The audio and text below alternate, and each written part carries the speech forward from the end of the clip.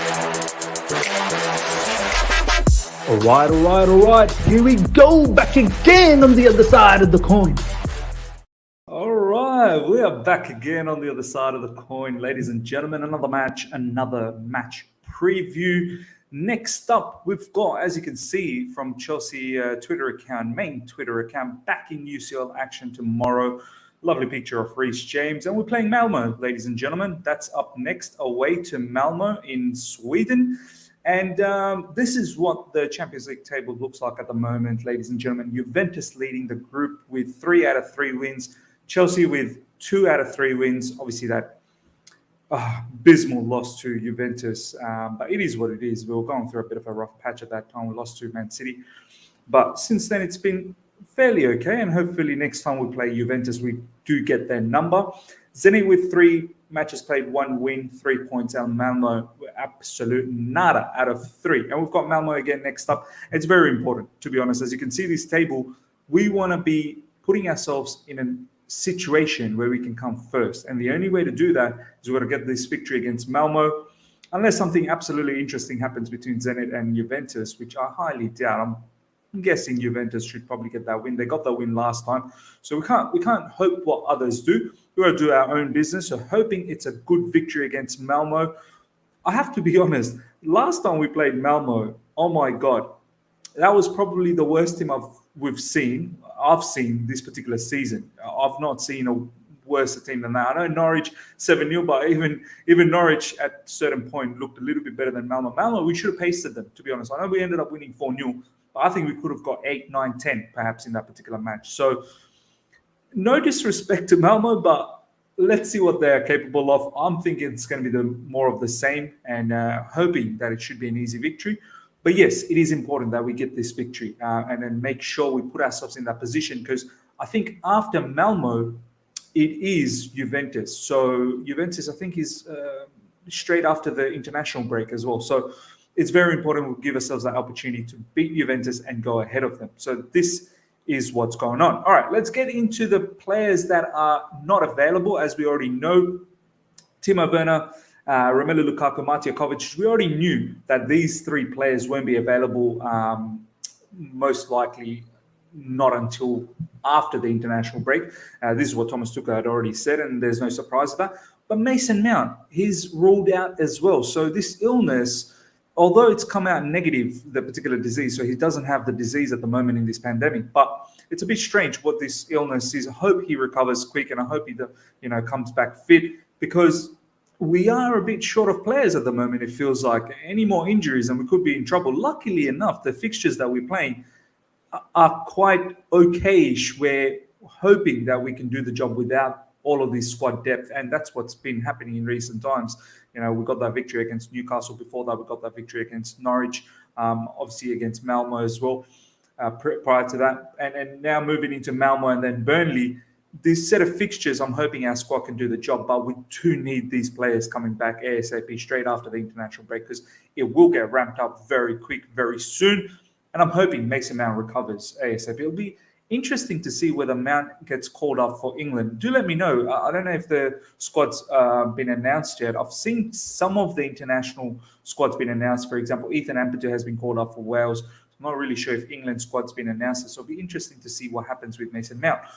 The other one is, ladies and gentlemen, N'Golo Kante has not travelled with Chelsea's squad for that UCL clash versus Malmo. Now, apparently this is more of a precautionary thing, and it's more of a managing his risk. And this is what I've said, ladies and gentlemen, all throughout this season. We're not going to see N'Golo Kante play week in, week out, 2 games, 3 games a week, sometimes maybe 2 games a week, but mostly it'll probably be around the 1 game per week sort of situation with him. And he'll probably participate on the bigger games a lot more. Malmo is probably a game where he can take a bit of time off. He played against Newcastle, came off, I think, around the 60th, 65th minute, something like that. And he hasn't travelled. And I'm all okay with this. I don't think we need N'Golo Kante against Malmo, in all honesty. And I'll tell you why. We'll do the selection, the lineup selection very soon. But this is not really an injury concern as far as I've read. This is more of a managing his risk at the moment. So I'm okay with that. Let's look at a few of the other things that Thomas Tuchel has been saying. Ladies and gentlemen, look who's back. Look who's back. And here we go. Chelsea vibing.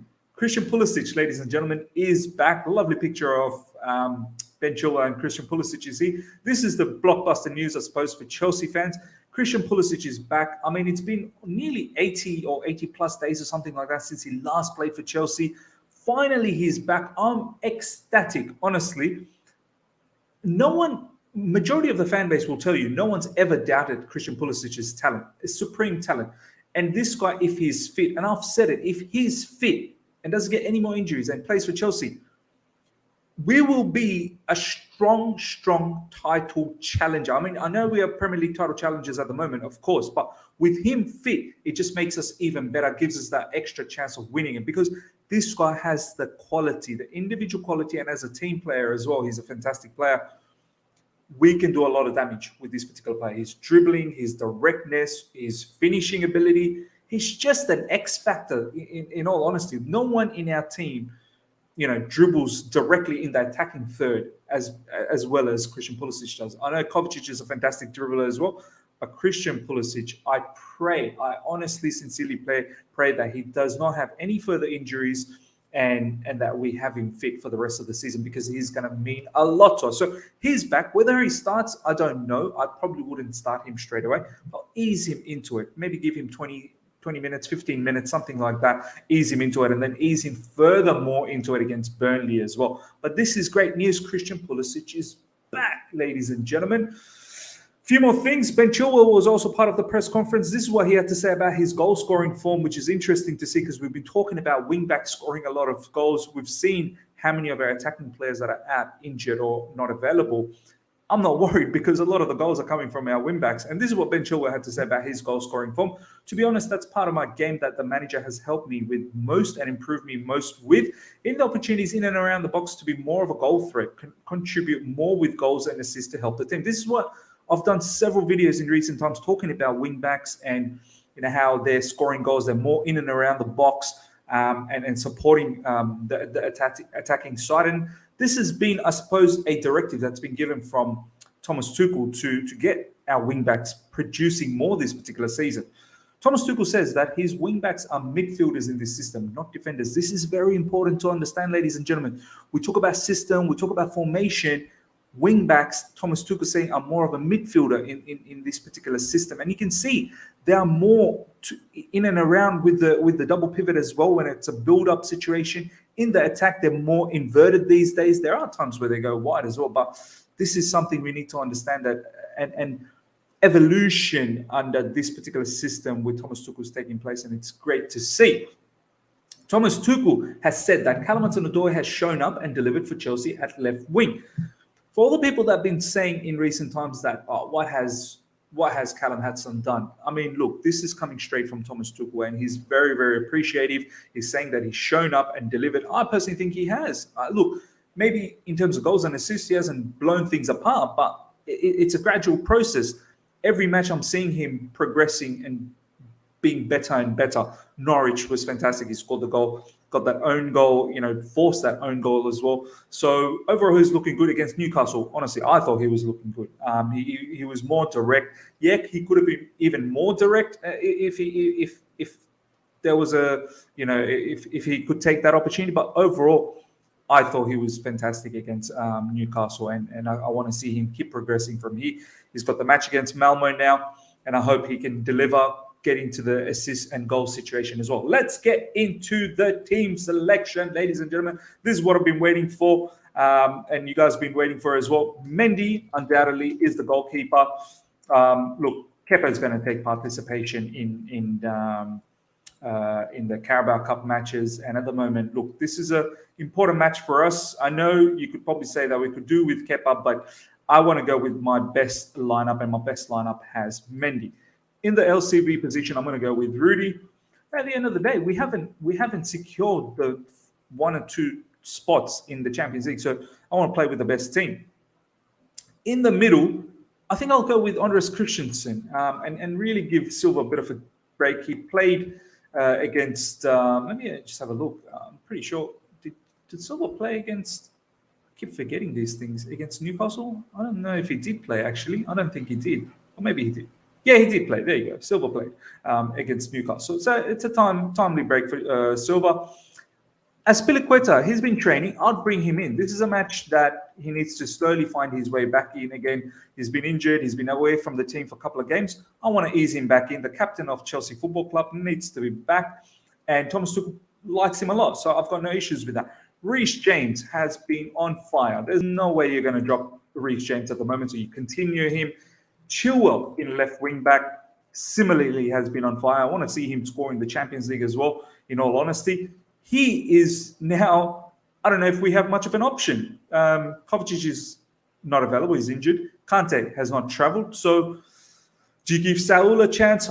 I personally wouldn't give him a chance straight away from the start. He will probably come off the bench. For me, it's going to be Jorginho, help us control the midfield, and Ruben Loftus-Cheek. This is a double pivot combination, ladies and gentlemen. I've been waiting to see. And I want to see how this works out because theoretically, I think this is going to work out. You're going to have someone like Jorginho sit deep and control these sort of areas, help out in the build-up. And obviously in attack, he's probably just going to anchor around there. And then I want Ruben Loftus-Cheek to have that free role to basically roam around anywhere and be box-to-box if need be. Especially in these sort of areas, it's very important that Ruben plays because he's going to be able to link up with the forward players. I want an attacking player in and around these sort of areas. And this is what I've said. I don't necessarily like, N'Golo Kante in these areas when it comes to playing teams like Malmo and your Newcastles and all of that kind of likes. So I'm very excited to see what happens in this particular formation with this combination. Up front, once again, no Mason Mount, no Timo Werner, no Lukaku. So what are we left with? Hudson-Odoi starts. I know Christian Pulisic is back. I'm just going to put Pulisic. I think he will feature. He won't start, but he will feature as one of the substitution. Very excited to see what happens with Christian Pulisic. Hopefully, he gets some minutes. Hakim Ziyech, ladies and gentlemen, look, this boy is getting lucky and lucky that the team has some injuries and some unavailabilities. I sincerely pray and hope Ziyech has a fantastic game. Goals, assists, a lot. Get the man of the match if you can against Malmo. My man, your Chelsea career is just sliding away. And this is your opportunity to mark your authority. And maybe, who knows, from here, you can do a bit of a madness against Burnley, and we'll see what happens after the international break. So Ziyech is the only option at the moment. I know some people will say Barkley, but I'd still stick with Ziyech to start off with, and then maybe Ross Barkley comes off the bench, hoping Ziyech comes good for us. Up front, Kai Havertz scored, I believe, against Malmo the last time we played. I'm pretty certain. Let's have a quick look at this. I'm very, very certain that Kai Havertz played the last time.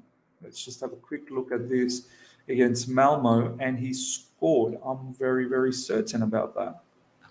Yeah, Kai Havertz, 48th minute. There you go, ladies and gentlemen. So Kai Havertz starts. This is my lineup, ladies and gentlemen. Hoping Kai Havertz gets some goals as well and continues his, he got a penalty against Newcastle. So continues that upward trajectory, hopefully. This is the lineup: Mendy, Rudiger, Andres Christensen, Aspilicueta, Chilwell, Jorginho, Ruben Loftus-Cheek, Reece James, Hudson-Odoi, expecting Pulisic to have some minutes. Ziyech, Havertz, and obviously Saul and Ross Barkley will get some minutes off the bench as well. 5 substitution in the Champions League. I'm expecting at least minimum 3-0, if not another 4-0 victory against Malmo. They're just not a good team. And I'll be very surprised if they come out and do some madness. But this is a team very much capable of beating Malmo and pasting Malmo. Let me know what your thoughts are, ladies and gentlemen, for the entire, players that are unavailable. Your score prediction, your lineup prediction. Do you like the lineup that I've got on? Do you like the double pivot combination? What would you do? Would like to know everything about that in the comment section below. Smash the like button. Thank you so much for 8,000 subscribers as well. We've hit the mark. Thank you heaps for each and every one of you guys who've been supporting the channel. And if you're here new as well, please keep subscribing. We are now on the road to 10,000, and hit the bell notification to stay in touch with all my content. Until next time, see ya.